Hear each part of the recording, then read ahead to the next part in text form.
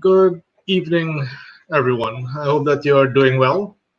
And let me thank you for joining us and to really welcome you to this webinar, an initiative of the Georgetown Chamber of Commerce and Industry, where every single month we plan to have technical experts, business leaders, and entrepreneurs who will share their knowledge with us.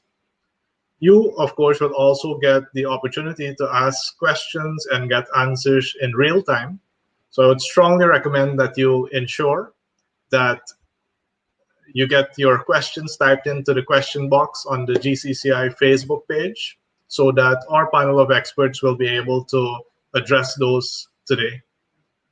I'm Dr. Vishnu Durga. I'm the Vice Chair of the Entrepreneurship and Small Business Committee at the Georgetown Chamber, and I'm also the Chairman of Action Invest Caribbean Incorporated.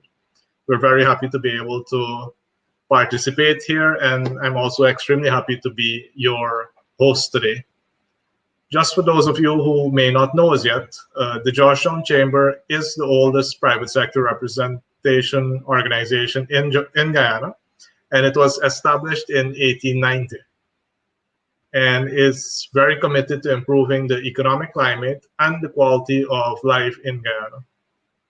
This evening, we do have a fantastic panel of experts who will be sharing with us quite a lot of tips on social media and on digital marketing. They'll be showing us quite a lot of the strategies that they have been using themselves. So I would strongly encourage you to ensure that you have your notepad out. For those of you who are new school, make sure that you have your iPads out, your digital pens, and make all the notes that you can so that you can really benefit from the session we have lined up here for you today. So to just let you quickly know who's joining me on the panel today, we have Miss Christine Gooding. Christine, welcome. She Hi. is the founder of Market Square. Hi, Christine. Hi, Vishnu. And we also Thanks. have Rosh Khan, who is the director of Social Rank Media. Welcome, Rosh. Thank you, Vish. Very good. And then we have Ms. Natalie Sanichar. She's the social media manager at Hoosty Designs. And the company name is H3 Marketing. Welcome, Natalie. Thank you. Very good, very good. So, guys, we will be bringing you on one at a time. And we are getting started, of course, with Christine. And Yes. let me just make sure I get this correct. So Christine is the founder and owner of Market Square, which was established in 2014. She saw at that time the need for marketing to capture the younger but larger spending population, and thought that it was necessary for companies in Guyana to adapt to digital marketing. Very quickly, but also with solid concepts that could capture the target audience whilst also staying on brand. So Christine, I look forward to hearing from you, and the floor is yours. Thank you so much. Okay, so I would advise that everyone can get a notebook and a pen out, like Vishnu suggested, because today I will be dealing with the do's and don'ts of social media. And I know for a lot of persons who have businesses, having social media platforms and managing those can seem daunting, and it can seem like it's such a heavy task and you just don't know where to start. So I will be giving you some tips and some important tips on the ways you can go about doing that and doing that effectively. So I want to start with, first of all, this is what almost all companies are expected to have. They're expected to have social media presence. And if you don't, that is sort of like, it gives off some alarm bells, because persons will want to know, why aren't you comfortable with having social media presence to advertise and to talk about your product, services, and to interact with customers and potential customers. But having social media presence is not enough. You need to know how to use it properly and to stay on top of best practices.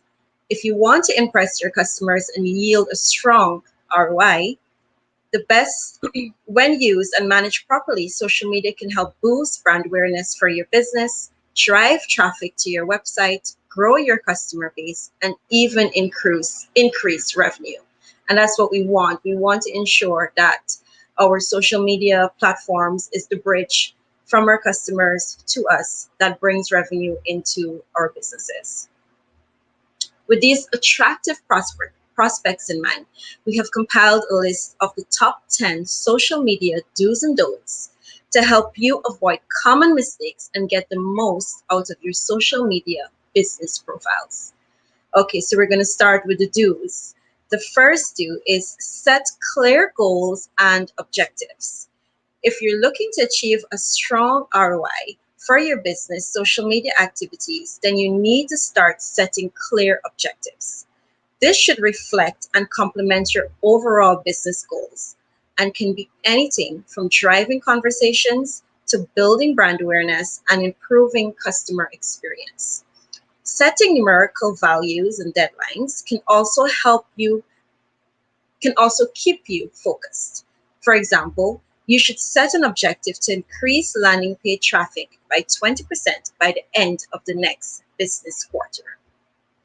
Without setting clear goals to measure against, you will never truly know how and if your social media activity is having any tangible effect. And if it is, you won't be able to prove it. So let's move on to the second do. Analyze and track activity. As you've set goals and objectives for your social media performance, it follows that you should also have an established system for analyzing and tracking your activity and results. There are many different tools and social media management platforms to help you do this, including Hootsuite, Sprout Social, Social Bankers, and Google Analytics. And of course, the built-in analytics tool on each social media platform. With these tools, you can track everything from engagement, which is your clicks, likes, shares, comments, to referral traffic, assisted conversations, and revenue, and a whole lot more. A whole lot more meaning you can also track the best times of the day to post on your platform. You can also track what would be the best days of the week to post and what would be based on that, which would have the most engagement. So for example, if you have an offer, if you have a special sale that's going on, those would be the best times to post, meaning you will capture most of your followers on that day or at that time. Okay, so we're moving on to, no, we're not. The good news is in that all of the best paid platforms are free and offer a free trial period, so you can figure out how useful each one is before you commit. Measurement is potentially the most crucial do in using social media for business. It can help you prove your success, guide future campaigns, and pinpoint any failures so you can learn and quickly change direction if necessary. Moving on to the third do. Keep your branding consistent. And this is very, very important. A common mistake made by many businesses is visual inconsistencies with branding across platforms. Imagine the confusion when a customer who knows your brand goes and search for your business on Facebook only to be met by a different color scheme, a different logo, or slightly different name. At this point, they're likely to give up and leave, either assuming they've got the wrong page or assuming you don't have one. And both assumptions are bad news for you. Making sure you maintain brand consistency across all of your social media channels, including logos, names, and colors, to ensure your customers always know it's you, no matter where they are. Moving on to the next do. Share valuable content.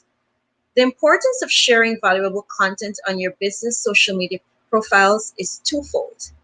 Firstly, sharing useful, interesting content is the only way to keep your customers engaged and coming back for more. If you're sharing poor quality, meaningless updates, you'll start rapidly losing traction and your followers will start to drop like stone. Secondly, sharing valuable content that is relevant to your business and in line with your objectives will increase your chances of achieving a strong ROI from your efforts. Good quality content equals clicks, conversations, and revenue. Do make good use of social media advertising and promoted content. This is our next do. There are two ways to use social media for business. Organic, which is free to use and publish, and paid. Paid social media is an extremely cost-effective method of promoting your business, costing a fraction of the price of traditional advertising methods. Paying just a few dollars can significantly boost the reach of your social media posts and content, ensuring it is seen by more of the right people at the right times and in the right places. Assuming the posts aren't promoting content you're promoting contains useful content with clear calls to action, this additional exposure can help drive more conversations and revenue to your business than if you relied on organic social media posts alone. The next do. Keep your messaging consistent. If you're new to social media, if you're new to social media for business and you're managing multiple channels, it can all be way too easy to go astray with your tone and voice and messaging. After all, each social media platform has a different purpose and a different set of users. We'll come back to that point a little later on. So it makes sense that you adapt your posts accordingly. However, you need to ensure that your overall brand messaging and tone of voice is as consistent as possible as not to confuse your customers. For example, if you run a professional financial service, you want to post content on LinkedIn and Facebook. By all means, adapt the language of your Facebook posts to be slightly more informal. But don't go too far and start using an overly chatty tone or risk damaging your brand image and confusing your audience. That's all for the do's. Let's move on to the don'ts. Don't overdo it. Posting too often on your business social profiles can be just as harmful as not posting often enough. According to research by Sprout Social, 46% of social media users will unfollow a brand for posting too many promotional messages on their profiles, which means you need to restrict your output or risk losing customers. Not sure how often you should post to your social media feeds? A combination of 14 industry studies has produced the following post frequency recommendations. Now we should write this down. Facebook and LinkedIn, 1 per day. Twitter, 15 tweets per day. Instagram, 1 to 2 posts per day. Pinterest, 11 pins per day. Let's move on to the second don't. Don't use engagement bait tactics. If you regularly use a personal Facebook account, then posts like this will be too familiar, such as like and share and you will win cash. That's really not what you want to do. For years, these posts have been used by all manner of businesses as a quick and easy way to boost your engagement metrics, follows, likes, comments, and shares. But no more. Facebook has begun to blaze the trail in cracking down on this type of engagement baiting on social media, following complaints from users about spammy posts. So, if you're thinking of implementing this type of tactic in your social media marketing this year, don't. Facebook will demote any posts and pages from brands that use tactics like this, which will significantly reduce your reach and impact negatively on the ROI for any future social media efforts. So this one mistake can cost you significantly. It really could do significant damage to your social media pages. And when you have any future promotions or posts that you may want to get out there, it will certainly not go in your favor, certainly will not go well. Moving on to the third don't. Using all social media platforms for the sake of it. Earlier in this topic, we touched upon how each of the many available social media platforms has a slightly different purpose and user base. Because of this, not all platforms are necessarily going to complement or suit your business style or objectives. Tempting as it may be, you should avoid setting up profiles across all channels just for the sake of having a presence there, as this could dilute your brand and do more harm than good. Returning to your example of the financial service business, it would be inappropriate for a company like this to set up on Instagram or Snapchat profile. On the other hand, LinkedIn, Facebook, and Twitter would be highly suitable in this type of content for this type of content, and this type of company may need to share. Know your audience and choose carefully. So you don't need TikTok either if you're a financial company. Moving on to our other don't. Don't get hung up on numbers. So finally, you should never get too fixated on numbers when it comes to your business social media profiles. Business owners tend to lose sleep over not having as many Facebook fans or Twitter followers as they'd like. But while these metrics are certainly important, they're not the be all and end all. This is where quality over quantity really comes into play. You could have 10,000 followers, but if half are spam accounts, then your messages will be falling on deaf ears. Often the real value is found in the amount of engagement you're receiving and the type of people you're receiving it from. These are the things that can make you the real money. So pay more attention to these instead.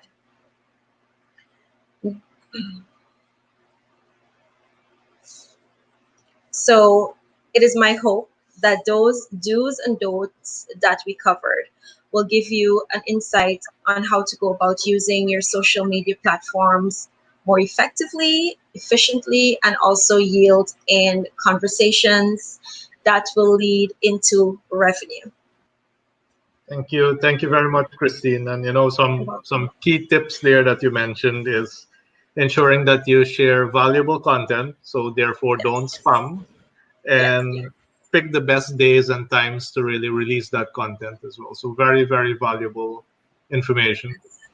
Thank you very much. I know we have you on the panel towards the end, so I look forward to talking to you again on the panel. Thank you. Yes, I'll be sticking around. Thank you. So now we have, let me confirm, we have on the topic of advertising frameworks, Dr. Rosh Khan, who's the CEO of Social Rank Media, which is Guyana's leading digital marketing agency, and the president of the Masterclass Institute, Guyana's only approved Franklin Covey training center. Rosh is the recipient of 2 major awards, the Georgetown Chambers Young Business Executive of the Year Award and the National Youth Award for Entrepreneurship. Roche believes that we can only achieve national development through people development. We can only build our nation if we build our people. Roche, we're all here really waiting to hear from you on advertising frameworks. Welcome, and the floor is yours. Thank you. Thank you so much, Dr. Durga. And it's a pleasure. Let me say good night to everybody on the call. Thank you so much for joining us. All right, just Vish, if you could let me know, make sure that my screen is up. Can you see it? Yep, you're good to go. And I'm gonna just bring your screen in as well. Sure. Thank you so much. All right, so let's dive right into it. Christine, thank you so much for really laying the foundation for what we're going to be talking about today. So yes, we know posting is important, creating content is important, but what are the storytelling frameworks, and how can we follow some formulas really to accelerate the pace of content and to really get our stuff out there so that it cuts through the noise and really resonates with the people that we're trying to get our message to resonate with. As Vishnu mentioned, I'm the managing director of Social Rank Media. Here's just a sprinkling of some of the clients that we've worked with in the past or that we currently work with. And so a lot of the concepts we're going to talk about are tried and tested. These are concepts that are used. They're age-old concepts, but once you know how to use them, you'll start to realize, you'll start to see how these concepts are being used everywhere. So let's dive right into it. The digital framework, marketing framework that we use is called AEC, right? And that simply means awareness, engagement, conversion. Now, ultimately, we want people to know about it. So we've got to create some level of awareness, and we'll talk about that in just a bit. But between awareness and conversion, right, we ultimately want the sale. We've got to create some kind of engagement, right? They've got to like it. They've got to comment. They've got to share. We want them to click play on a video. And then ultimately, we want them to convert. And I say convert, and I use that word conversion because there may be a different conversion depending on the objective of your campaign, right? Some campaigns, the conversion is how many phone calls do we get? For some campaigns, it's how many emails do we get? For some campaigns, it's how many people applied for the vacancy that we posted. So it's not always a sale. We really use the term conversion to mean whatever the conversion objective is for that campaign. Now, a lot of time when we're crafting the story for the brand, when you think about what are you supposed to put out there other than what you do, if you just answer these questions, it's going to help you craft and flesh out your brand story. And you can answer these questions in different formats, right? You can use images, you can use infographics, you could do short 1 to 2 minute videos that answer this. You could create long text posts, you can do blogs that you share. Who are you? You know, what do you do specifically? Who do you do it for, right? Who's your target market? Who are you ultimately trying to reach and connect with? And most importantly, why do you do it?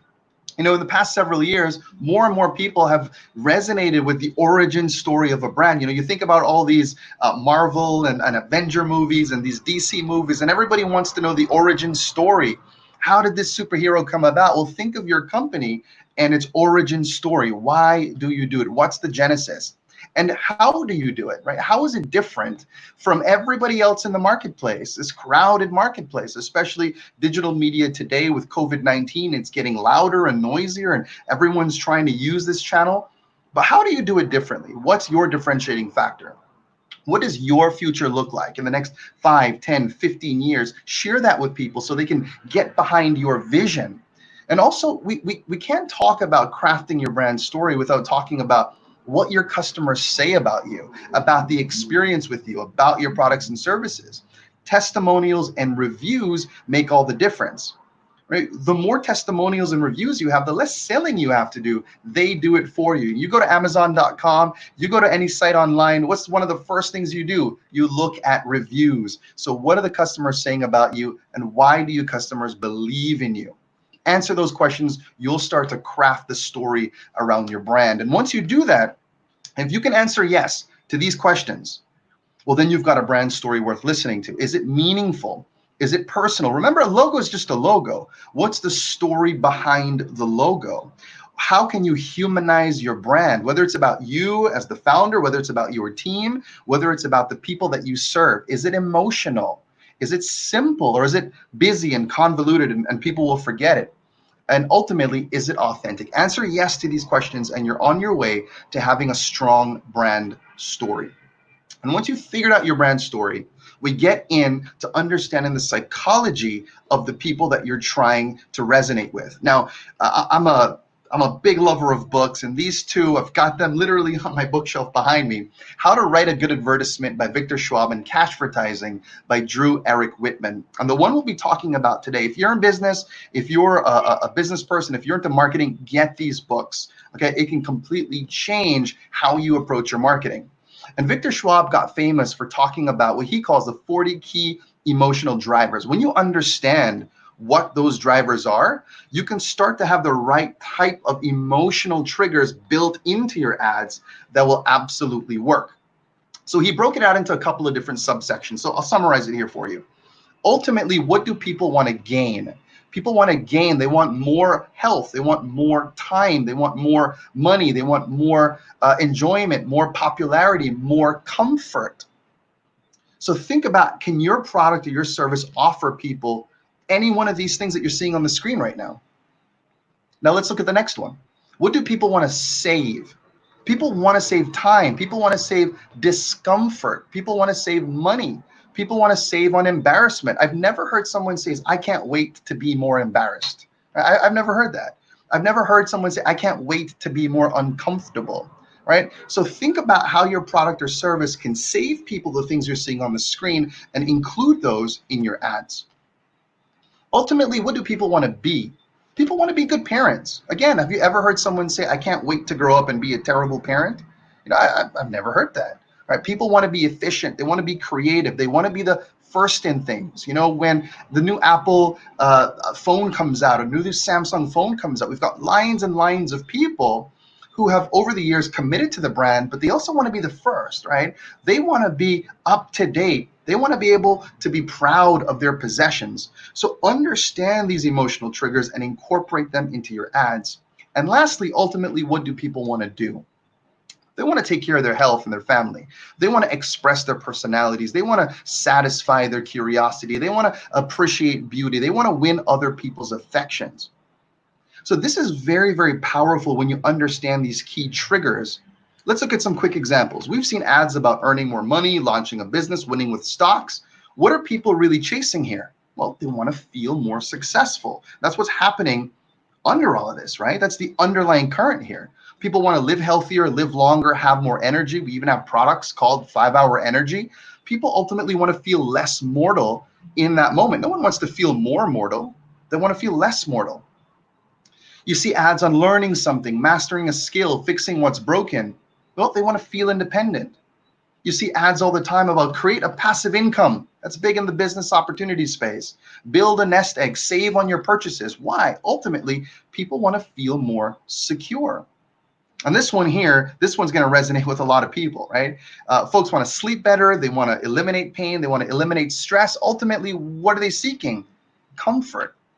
And ladies, I know this one's going to speak to you because the not just the hospitality industry, but the beauty industry, they use this in all of their ads, right? They tell you indulge your desire, treat yourself, have the best. Why? Because you're worth it. Why? Because you deserve it, right? These are emotional triggers that are being used so that the message resonates with you. And if we understand this, then we can craft our ads and we can make them effective. So let's get into some what we call copywriting formulas. Copywriting is, really the term that we use for writing ad copy, the text for the campaigns that we put together. So I'm going to give you some very specific example. Now, we could be doing an entire workshop on copywriting formulas, but I'm just going to give you five very simple copywriting formulas, and I'm pretty sure the light bulbs are going to start going off and in your mind, and you'll start seeing, hang on a second, I've seen this before. So let's look at the first one. Ad copy formula 1 is known as the before-after bridge. So the before is where you really lay out the current reality, and it's bleak and it's challenging and it's difficult. The after is imagine what it would be like after you solve that problem. And then you come in with the bridge and you say, well, here's how you get there. This is huge in the weight loss industry. Here's an example, okay? Here's the before, here's the after, here's the claim. Lose 84 pounds in 5 months. We see this all the time, before, after. Here's another one from social media, right? Creating social media images take time. That's the reality, that's before. Imagine cutting 1 hour into 15 minutes. That's the after. You get them to engage and think about, well, hang on a second, I could save 45 minutes by using this. How do I do it? Here's how. Click on this link to learn more. All right, this is an example. This is a really great example of a local business, Ritopes, right? I love this. Your problem, they isolated it. Let's look at the image on the left. Here's your problem, a termite infestation. Here's our solution, before, after. And the image on the right, this one's really going to hit you, right? No one wants cockroaches running around on their toothbrush. So they really get in there, right? They say, what's the problem? We don't want cockroaches on our toothbrush. We come in and they don't have to say a whole lot. They use images to say that's our solution. We get rid of them. How do you do it? Contact us today. Before, after, bridge. Here's ad copy formula number 2. It's referred to as the PAS formula. Problem, agitate, solve. So the first thing you want to do is you want to identify the problem that your customers face. Then you want to agitate in the sense that you highlight what makes the problem stressful, right? You highlight the emotion that the problem creates, and then you offer a solution. What is your product or service solving specifically? Let's look at some examples. Let's break them out. I've broken it out: problem, agitate, solve. Here's the problem statement. When was the last time you had a really good night's sleep? You know, the kind of sleep where you wake up feeling refreshed and genuinely excited about getting out of bed? Problem. Let's go to agitate. Now, what you dig into is the bad night, right? So a bad night's sleep can leave you feeling like someone packed your skull with cotton wool. You can't concentrate, you feel irritable, and no amount of coffee will clear the fog in your brain. In comes the solution. If this is a regular occurrence for you, you need to know about our new Tempur-Pedic mattress. You won't be sleeping, you'll be floating with perfect support all night long. There you go, PAS. And we see these ads all the time, right? When we're flipping the channels and we hear those commercials, do you suffer from a headache? Do you have a backache? Do you have trouble sleeping? And then they go into the statistics and then they tell you what the solution is at the end. We've all heard these commercials. They can also be used in emails as well. So this doesn't just have to be used on social media. You can have a specific email that you're sending out that attacks the problem, explains the issue if it's not solved, and then goes into how you can solve it specifically. And in this email, you'll notice at the very end, would you be open to a call next week to see how we could help your team? What a lot of people make the mistake of doing is that they'll just email spam people about their offer without taking the time to understand who you're emailing and breaking it out into the problem. If they don't get it fixed, what happens, and how can you specifically solve it? Now here's ad copy formula 3. It's called FAB, not just because it's fabulous, but because it stands for features, advantages, and benefits. And there's always this big debate, should we focus on features? Should we focus on benefits? And the truth is, here's a combination where you can get the best of both worlds, right? So you outline the feature, what you or your product can do. You say how it's an advantage, and then you highlight the benefit. What does it mean for the person reading or viewing it? All right, so very simply put, it can do this, which means this, so that you get this, right? Let's look at a real example. Let's look at features or benefits for Southwest Airlines.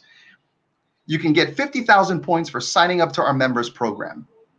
Okay, that sounds interesting, but what is 50,000 points worth? How is that a benefit? A lot of times we talk about our features, but we don't connect the dots. How is it relevant? The benefit is to say, well, that's enough for 2 free round trip tickets to anywhere in the US. Now we have a benefit. Here's an example. Professional deep muscle stimulator. Okay, they're telling you what it is. This is the features. It's a deep muscle stimulator. It's professional. But how does it help you? What's the benefit? To help you restore your natural balance and feel yourself again. And this is where I want to quickly talk about KFC, right? We all know the brand KFC, and this question here is really gonna highlight who the younger millennials are and who the older folks are. What was KFC's age-old mantra back in the day? What was KFC's age-old mantra back in the day? Think about it for a few seconds. What were they really known for? If you think about it and you recall, they talked about the 11 secret herbs and spices. That's what it was all about. But you'll realize the 11 secret, by using those words, they're not talking about a benefit. They're actually talking about a feature. So what KFC did over the years is they actually switched their tagline, and the younger folks will know the tagline, right? It's finger licking good. No, what makes it finger licking good as a benefit? Well, the feature, which is the 11 secret herbs and spices, but they went for benefit driven taglines, right? So this is a real world example of how this works. Ad copy formula 4 and 5 are really for conversions. You want to use the 4 C's: clear, concise, compelling, and credible. All right, here's an example. Remember everything, even your nephew's birthday. Try the web's most popular to-do list. And ad copy formula 5, the 4 U's. It needs to be useful, urgent, so it has some sense of scarcity, needs to be unique, and it needs to be ultra specific. Right? This is used all the time for sales, for example. Discount Thursday, everything 75% off, all products on all aisles. Offer ends 9 p.m. How is this credible? How is this possible? Well, only while supplies last. Okay, so there you have it. These are 5 copywriting formulas, feel free to use them. We could go on about this, but my time's up. And so as I wrap up, let me quickly say, remember the concept of know, like, trust. People aren't going to buy from you unless they trust you. They're not going to trust you unless they like you or what you offer. And they're not going to be able to like you unless they're first aware of you. And first, they need to first know you. So remember, know, like, and trust. Be very clear about the objective of your campaign. I see a lot of people run ads on Facebook just for the sake of views. Views doesn't necessarily equate to sales, all right? So be clear about your end in mind. Include a call to action. Capture the leads when you run these campaigns. And remember that the success is in the follow-up. That being said, thank you very much. If you'd like a copy of this, or if you'd like to learn more, reach out to support@socialrankmedia.com or call any of the numbers 664-5848 or 592-225-1842. Thank you so much. Thank you very much, Roche. And indeed, quite the framework that people can use. And of course, who can not remember the features, advantage, and benefits? So strongly recommend that everyone starts really looking at what does your product do for the people that you serve. Roche, I look forward to seeing you on the panel very shortly. And to our viewers out there, please make sure that you send your questions in the comments box. Make sure that you give StreamYard the permission to actually allow us to bring it on screen so that our panelists will be able to address these questions. Next, we have Ms. Natalie Sanichar, and she is the social media manager at H3 Marketing by Hoosty Designs.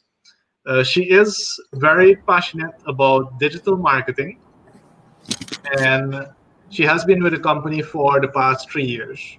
Her main responsibilities include crafting digital marketing strategies, managing multiple social media accounts with various companies, and really assisting with developing the brand awareness plans and analyzing social media performance metrics. She will be talking to us today on the topic of search engine optimization and search engine marketing.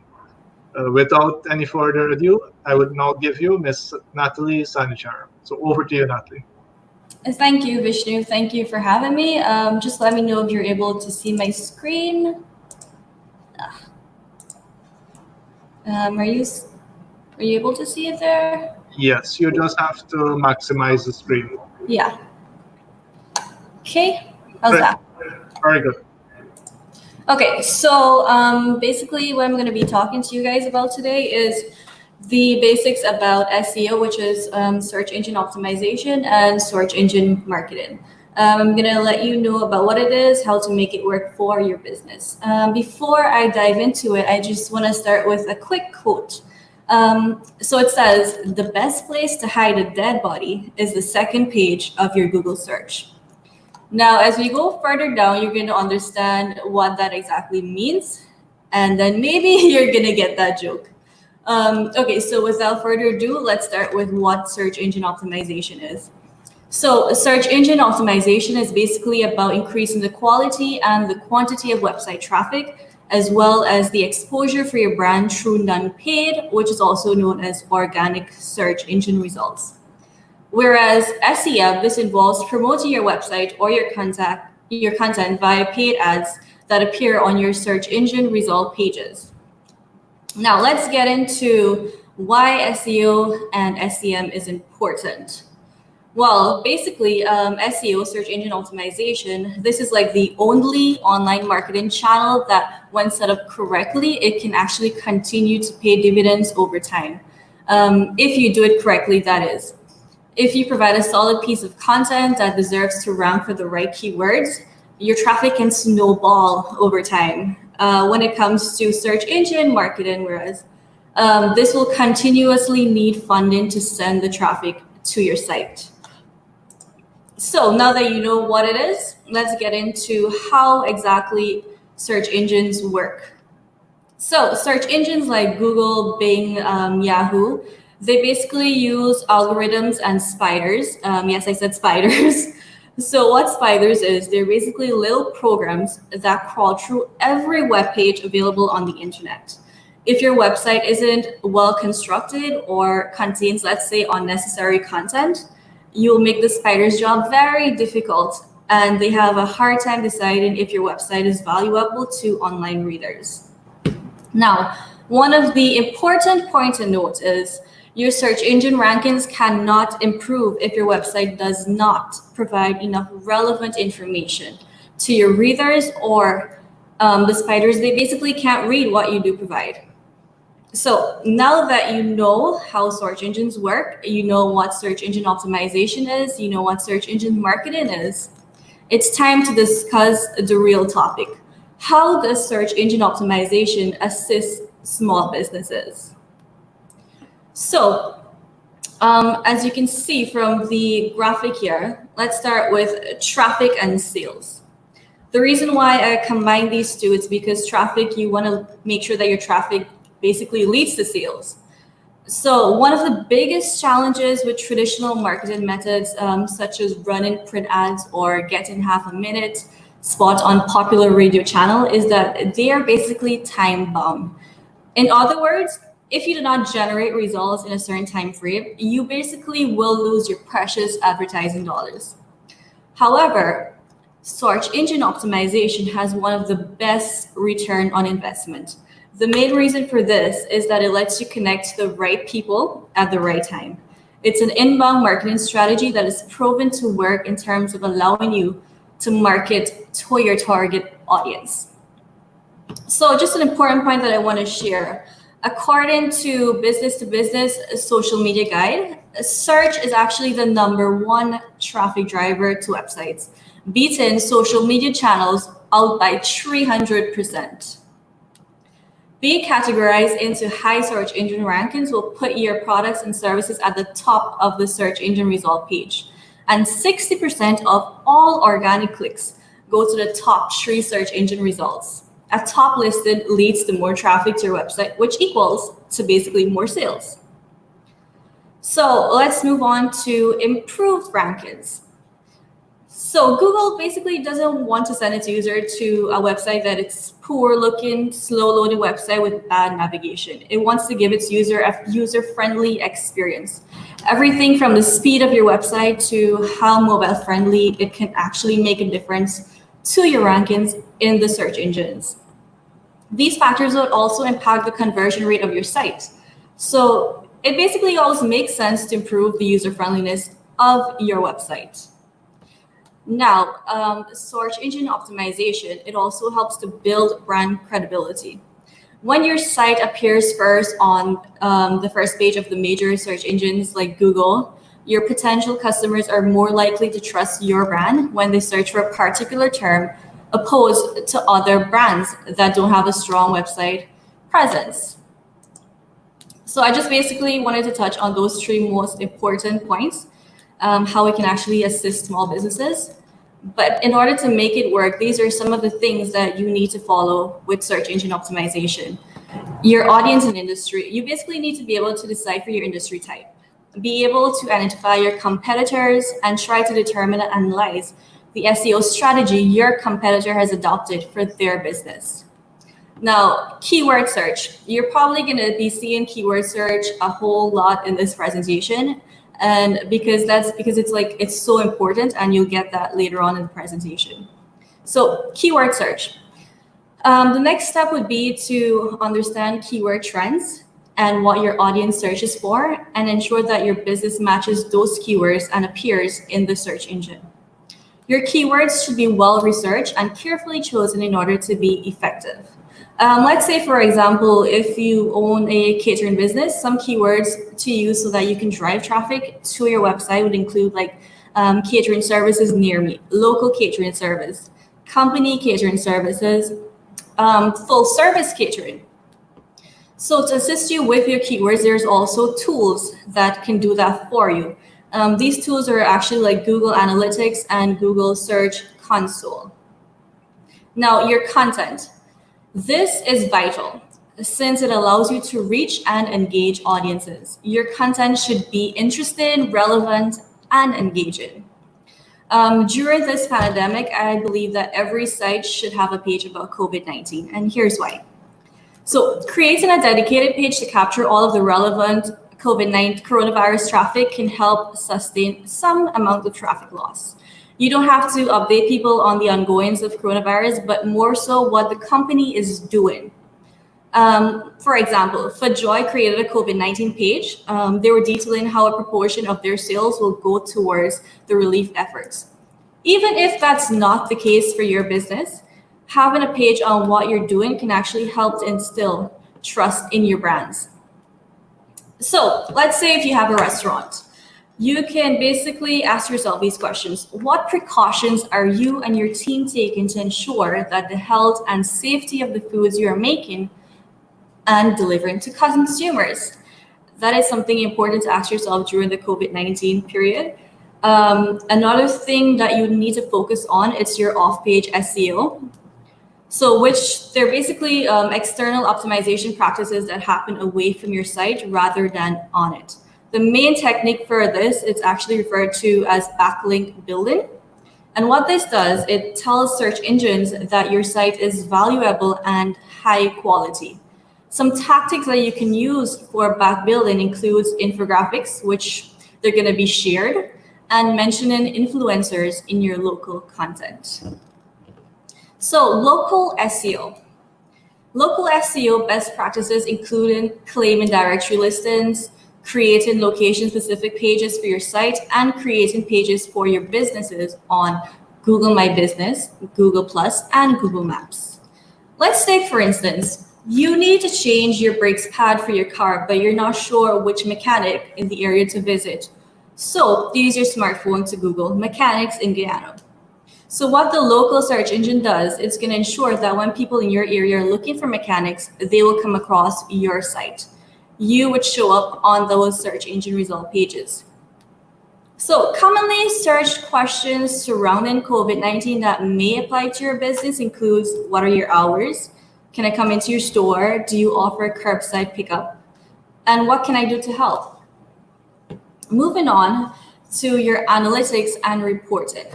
So if you can't report on results that the campaign achieves accurately, then how can you expect to make the accurate adjustments that an SEO campaign requires? If you're in a rapidly changing industry where the market shifts quickly, it's going to be important to integrate a quarterly or even a monthly keyword research task into your SEO process so that you know exactly what your audiences are searching for next. You basically need to be able to anticipate this and offer those answers. Now you may be wondering, how does this fit into analytics reported? Well, you can attribute keywords and landing pages. It is easy to see exactly what keywords and landing pages are primary drivers of your SEO process execution and your overall SEO strategy. So now I'm going to be going into the elements of your SEM, which is your search engine marketing. Now that you know you have information on your SEO, let's get going on the SEM. So this is self-explanatory, the audience that you want to target. It's important to identify that. Similarly, as mentioned with your SEO, you need to anticipate terms and keywords your target audience will search for. And you need to set your budget using Google AdWords. Now, Google AdWords is basically a tool which Google uses to manage your SEM campaigns, your budgets, and the creation of your ads. You'll need to decide on the right budget and bidding options to run your ads on Google. Your budget basically sets a cap for an individual campaign, and it should be on average the amount you can comfortably every day or your monthly credit bill. So let's say if you multiply your budget by 30.4, which is actually the average number of days in a month, you're going to get your monthly budget. It's as easy as that. Now, your conversion tracking. Ultimately, the goal of SEM is to produce either leads or sales, not just clicks. So conversion tracking is actually a critical component of your search engine marketing campaigns. Without it, you're basically just going to be paying for traffic with no way to measure your return on investments of your SEM campaigns. Optimization over time. So essentially, this means revisiting your marketing campaign strategy and reviewing what needs to be updated based on the results provided by Google AdWords. So now that you have all of that information, let's get into the best practices for your website. So your search engine best practices would be to set up your campaign parameters. This means to basically determine your geographic coverage. Do you want your ads to be displayed to a global audience or just a few countries? Next, the most important things with your SEM is to track your key performance indicators. Focus your reporting by identifying and tracking the key performance indicators that reflect your business goal. Your business goals can be, would it be like to getting more phone calls, increasing clicks, building your brand trust? What exactly is your business goal? So now that you have all of that information, this is what you basically need to do. Assess your current website's SEO, outline your SEM strategy, monitor and optimize your SEO and SEM over time. We're actually going to be posting links that you can use to just take your link from your website, drop it into those tools, and they're going to be able to analyze and tell you where did you go wrong, what recommendations you need to make. And if you need more help, then you can always reach out to Husi Designs, H3 Marketing. My email, it's Natalie, that's Natalie .sanichar, SANICHAR, at husidesigns.com. Now that you have all of this information, I hope you really do understand the quote, the best place to hide a dead body is the second page of your Google search. Because if you don't appear on the first page, then basically something is wrong with your business and you need to fix that. So that concludes my presentation. Thank you, everybody. Thank you very much, Natalie. And yeah, nobody really goes past the first page anymore on Google.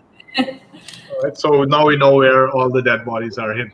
What really stood out for me as well is the amount of tools that we actually have for search engine optimization and search engine marketing. And maybe one of the things that I also noticed is the need for a budget. Not because you yourself are on social media means that it's going to be, or you have a website means that automatically your website is going to grow. Exactly.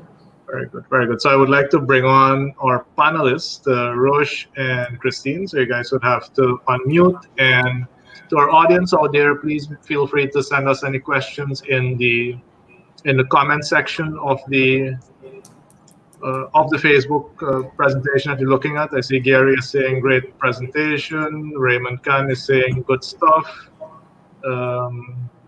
Nayandi is in love with your presentation, Roche. Fantastic, fantastic. So I have some of the questions coming in, but viewers, feel free to continue sending in questions. One of the questions is, what is the most popular social media platform? And maybe we should localize it a bit and let's say in Guyana, right? Because if we go global, it's a lot of different ones. What comes Facebook. to mind? Facebook. It's Facebook for Guyana. And I'm seeing now that they're actually adopting to Instagram as well here. Yeah. So I would say Facebook and Instagram. Instagram. Yeah. Facebook, Instagram, and is there a third one, Rush? Sometimes we think of social media platforms and we forget about the instant messaging guys as well, right? So Facebook owns WhatsApp. WhatsApp is considered part of that social media ecosystem as well. So WhatsApp's a big player, and then you can't forget the other one that's owned by Google, YouTube, right? YouTube is huge. And, a lot of people use YouTube locally as well. So I think those are some really, really important. As Natalie said, Instagram is definitely growing. We've had little blips of the other smaller ones from time to time, but these are the big ones. And then I remember that Christine mentioned to pick the times and pick the days to post on social media. But the question is, what's the best time to post on social media? So maybe Christine, if we can start again with you. That would be based on what your analyticals tell you. When you go into your insights, based on your insights, you have to use that information. That information basically tells you everything. It tells you what is your percentage with male to female following. It tells you which countries you have the biggest following from. It tells you the days of the week which has the highest engagement rate based on the days your fans are most active on social media, and it also tells you the times you're likely to be most active on social media. What you find is on the weekends, that's when you have the least social media interaction, because I find, I guess, people are just wanting to unwind, relax, just get a break from their phones and things like that. So you find there's a spike on Mondays, there's a spike on Fridays, but it really depends on your insights. You need to use that as a guide, because everyone will have different insights into how their fan base will utilize social media. Thank I you. think Christine really nailed that there, because it's fine to start with some benchmarks. When you're now getting out of the gate and you say, listen, I'm going to post in the afternoon or in the morning, but you really shouldn't stay static with that. You should analyze the numbers. And this one might be a little counterintuitive, but there's something called the late night infomercial effect. And sometimes when you're up and you're switching the channels and it's very late and there's nothing else on, and then you end up watching one of these infomercials.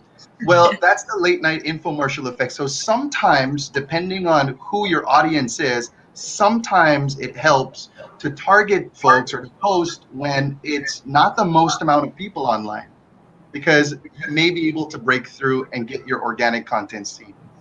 But it's got to be a data-driven decision. Yeah, definitely.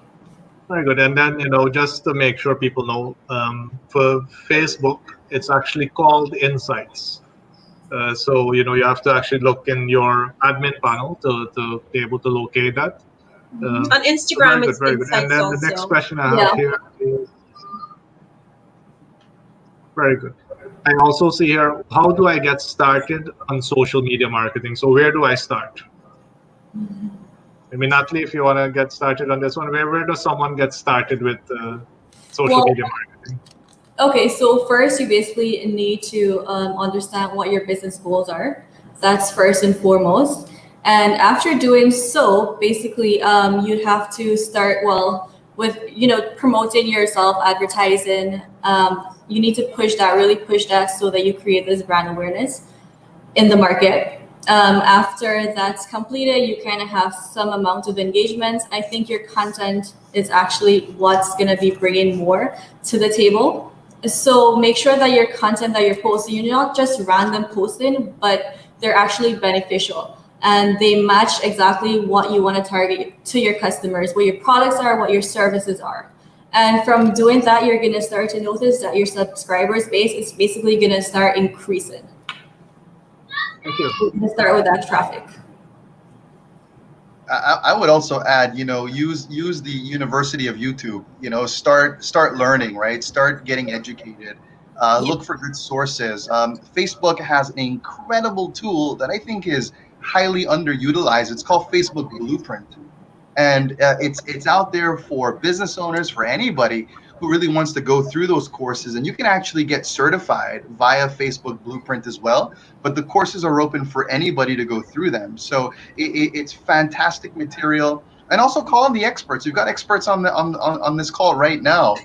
Call the experts to help you get started. So you really start out of the gate with your feet on the ground. I would add to that question is, in order to start, you have to know, first of all, get your branding in line. You have to have your logo, you have to have your bio, and also ensure when you start with, also using of hashtags is also very important, because that would also help you to gain the right audience. So for me, in order to start, you understand, first of all, what is the content you want to start sharing, and with that, you need to understand fully your business. And once you have a great understanding of your business and your objectives, and then you strategize. And based on that strategy, it makes it easier to put content out there that will target the right people and will make them stay, and your page will grow. And you will notice your fans will start doing some of the work for you. They will do their resharing and they will tell people, hey, I think this is a great initiative, or I think this is going to be a really good business, or this is something that we need. I would advise that you like and share, and that also helps. But you have to be able to identify with your brand and get your message across clearly and concise. Very good. Very good. And a lot of people are also worried about their information. They're very cautious about social media. The question is, how do social media sites sell your information to third parties? Who wants to get started on this one? All right, so this is a highly controversial topic, as we all know. Everyone's worried about their privacy, right? So, but here's the truth: um, social media sites don't sell your personal information. What they do is they compile data and they sell access to that data. I think that's probably the simplest way to put it. Everything that you do on social media is a data point, right? So literally scrolling on your phone, and I share this with folks freak out. So please, there's a disclaimer, don't freak out when I share this. But just simply scrolling on your phone and slowing down to look at an image without liking it, without commenting, without sharing, that's a data point that gets captured that tells Facebook this person wants to see more of this content.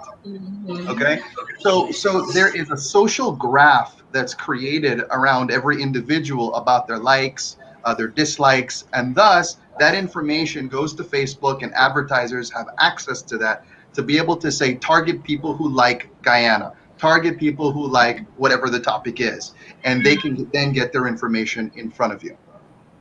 Yeah. So people get spooked out. Like, wait, I was talking about this product, and all of a sudden I see it showing up on my screen. Like, what is going on? Is my phone listening to me? But no, it's certain data that is just captured based on based on you using social media, and you don't even realize that that's what's happening. For example, if you go into your explore page on Instagram, you will notice that you will see mostly what is either the accounts that you follow or the content you frequently engage in. So if you like fashion, in your explore page, there will be tons of fashion accounts showing up. If you're into painting or music or tourism, that's exactly what you will find there in your explore page, because they want you to see more of the content you utilize. And if you want to see more about businesses, that's exactly what you're going to see there. So they really just cater it to whatever it is that you normally would look at. And like Rose just said, you might just pause on your screen for, let's say, 2 or 3 seconds to look at that image, and they automatically capture as something that you're interested in. Very good. And just to add to that, it's not only Facebook and Instagram, but it's also all platforms, including like your Pinterest, your YouTube. Sometimes you go into your YouTube and then there's like certain things that you're not even interested in, but like it's there generally. So they're not spying on you. Yeah, I think you guys might actually have people scrolling at a steady speed now, just to make sure that they're not tracked anymore.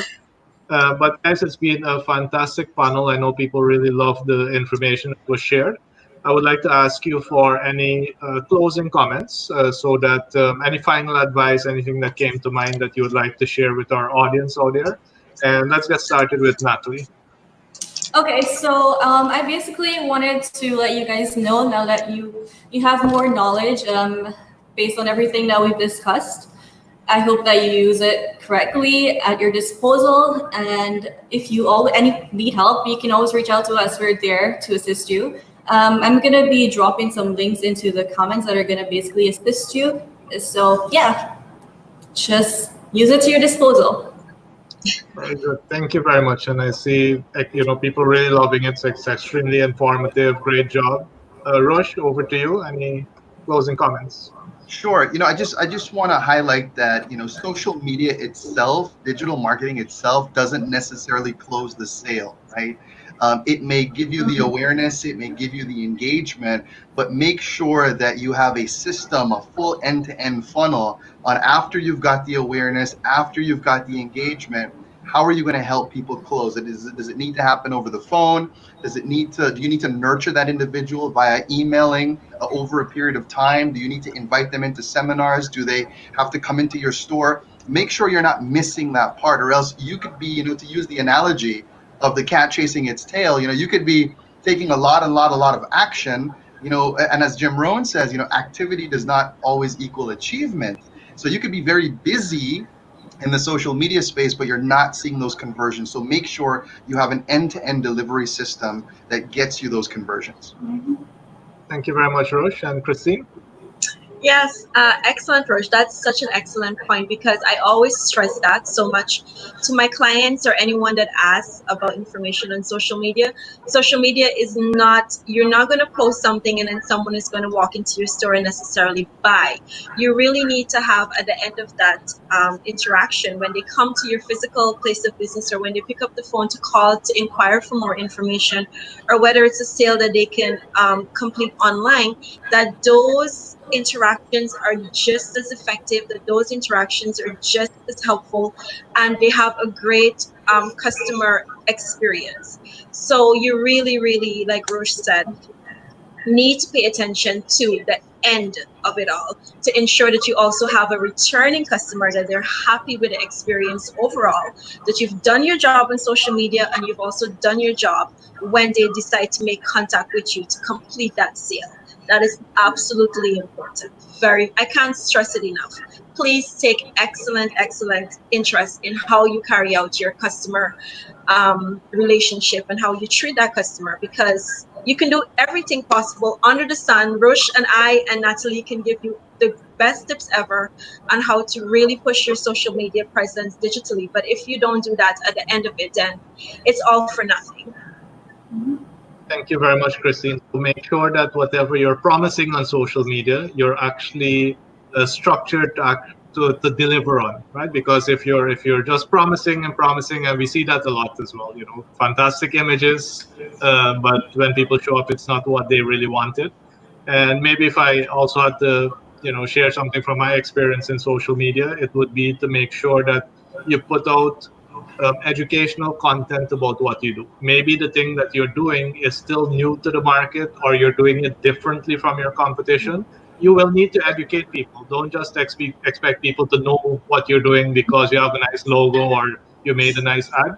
So good infomercials, good educational pieces really help. And it will allow the process of people coming to buy from you to be so much easier, because it's so nice when a customer walks in and they know as much about your item as your own employees do. So that's the advice I would like to leave with you as well. I see Camille is also really happy with the presentation, so that's fantastic. I would like to thank you, Christine, Roche, and Natalie, and to the team at the Chamber of Commerce. Fantastic initiative to have this put on the Chamber platform. We look forward from the Entrepreneurship Committee to bring many more of these webinars to you over the coming months. So keep your eyes peeled on the Georgetown Chamber page. And we look forward to, again, delivering fantastic value to you. Thank you all. Thank you. Thank you.